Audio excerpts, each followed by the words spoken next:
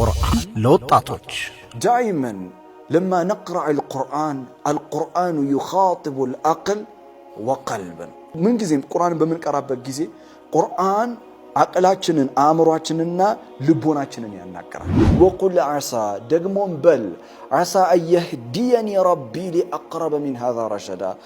ጌታዬ አሁን ካለውበት ሁዳ ወደ ተሻለ ሁዳ ይመራኛል ብዬ ተስፋ አደርጋለሁ ብለ ዱዓ አደርጋላችሁ ለነብዩ ሰለላሁ ዐለይሂ ወሰለም ቁርአን it talks to our intellect አእምሮአችንን ያናግራል ስንል ምን ማለታችን ነው ስለዚህ ህክመቱን ባሊጋ ነው የሚደርስ ጥበብ ነው ስንል የሚደርሰው አእምሮአችንን ማንኛውም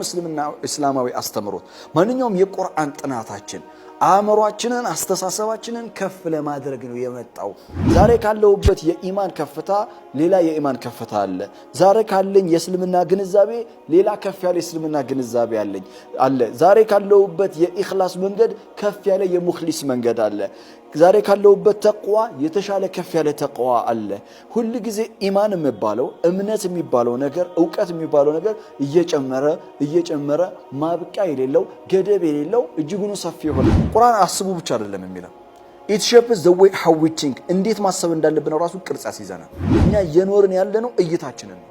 ቁርአን ይመጣና it shapes our perception እይታችንን ነው የሚያስተካክለው አልቁርአኑ يخاطب القلب ቁርአን ልብን ያናገራል ነፍሳችሁን ተዝኪያ ለመስጠትና ለመኮትኮትና ነፍስን ለማጽዳት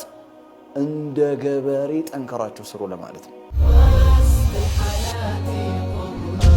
ቁርአን ለወጣቶች በቅርብ ቀን ጄሉ ሚዲያና ኮሙኒኬሽን ከአፍሪካ ቲቪ ጋር በመተባበር ወደ እናንተ ያደርሳል ቁርአን ለወጣቶች